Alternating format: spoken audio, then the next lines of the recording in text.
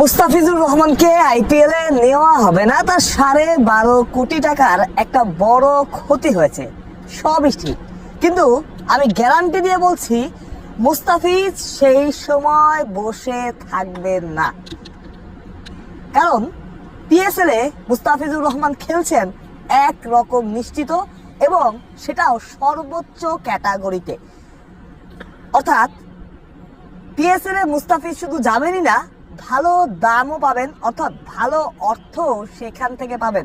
যতটা সম্ভব ততটাই মুস্তাফিজকে অর্ডার করবে পিসিবি বা পিএসএল ম্যানেজমেন্ট, এমনটাই খবর। ইতিমধ্যে মুস্তাফিজের এজেন্ট যিনি মুস্তাফিজুর রহমান সহ অন্যান্য ক্রিকেটারদের নিয়ে কাজ করেন, সেই ইহসানের সাথে কথা হয়েছে পিএসএল কর্তৃপক্ষের, তেমনটাই তিনি জানিয়েছেন। প্রাথমিক একটা আলাপ হয়েছে আপাতত, কিন্তু সেখানে যে মুস্তাফিজকে নিয়ে তাদের আগ্রহ ফুটে উঠেছে সেটা একদম পরিষ্কার। এবং যেমনটা কালকে থেকে আপনারা শুনছিলেন, মেজর লিগ ক্রিকেটের নাইট রাইডার্সে যে দল আছে সেখানেও মুস্তাফিজকে খেলানোর একটা পরিকল্পনা চলছিল, কিন্তু মুস্তাফিজ এখন আসলে যে ফর্মে, তাকে আসলে আফসোস করার কোনো রকম কারণ নাই। কারণ দুনিয়ার যে কোনো ফ্র্যাঞ্চাইজি লিগ এখন মুস্তাফিজকে পেতে চাইবে। মুস্তাফিজের ক্যারিয়ারের শুরুর সময় একটা প্রাইম টাইম ছিল, সেটা সত্যি। সেই মুস্তাফিজ একটু আলাদা ছিলেন, সেই মুস্তাফিজ একদম অপ্রতিরোধ্য ছিলেন। তবে এখন প্রতিটা ক্রিকেটারেরই ক্যারিয়ারের একটা সময় শুরুর পরে একটা পিক টাইম আসে, যে টাইমে ক্রিকেটার তার সেরা ক্রিকেটটা খেলে, সবার বেলাতেই সেটা যত দুনিয়ার যত পেসার ছিলেন, ব্যাটার ছিলেন, সবার বেলাতেই সেটা হয়েছে। সেই পিক টাইমটাই বোধহয় মুস্তাফিজুর রহমান এখন পার করছেন। সেটা আইএল টি20 হোক, আইপিএল হোক, গতবারের আইপিএলের কথা চিন্তা করেন আপনি, এবারের আইএল টি20 হোক কিংবা এবারের বিপিএল, মুস্তাফিজ কিন্তু তার সেরাটাই ডেলিভার করছে সবচাইতে কঠিন অবস্থা থেকে।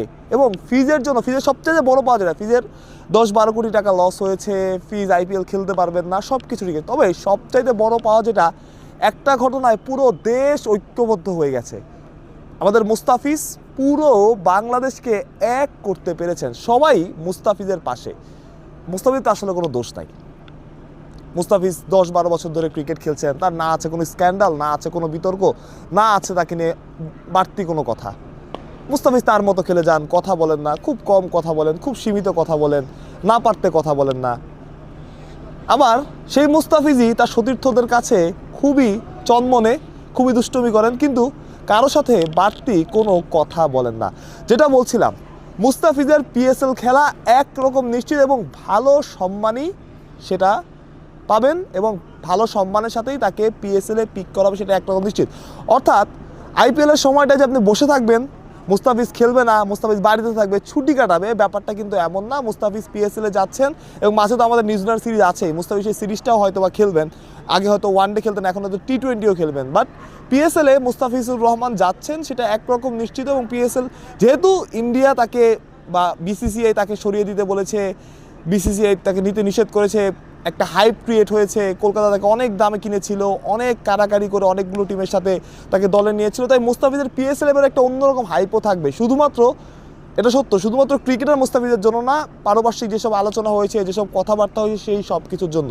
যে আপডেট আপনাদের জানিয়ে রাখতে চেয়েছিলাম, যে মুস্তাফিজের সাথে বা তার এজেন্টের সাথে ইতিমধ্যেই কথাবার্তা শুরু করে দিয়েছে পিএসএল ম্যানেজমেন্ট। যদিও পিএসএল এর এখন পর্যন্ত নতুন কিছু টিম ইনক্লুড হতে পারে, এখনও পর্যন্ত কবে ড্রাফট হবে বা ড্রাফটে কারা থাকবে সেটা নিশ্চিত না। তবে মুস্তাফিজের ব্যাপারে ইতিমধ্যেই আলোচনা শুরু হয়েছে, এবং তারা সেই দলে মুস্তাফিজকে নিতে খুব আগ্রহী, এবং সেটা সর্বোচ্চ ক্যাটাগরিতে, যে ক্যাটাগরিটা একদম হাইয়েস্ট পেড ক্রিকেটার যেটা পান, সেটাই পাবেন মুস্তাফিজুর রহমান। অর্থাৎ মুস্তাফিজ এখন পর্যন্ত মোটামুটি নিশ্চিত। মুস্তাফিজ শুধু পিএসএল খেলছেনই না, যদি খেলেনও সেটা হবে হাইয়েস্ট পেইড ক্যাটাগরি।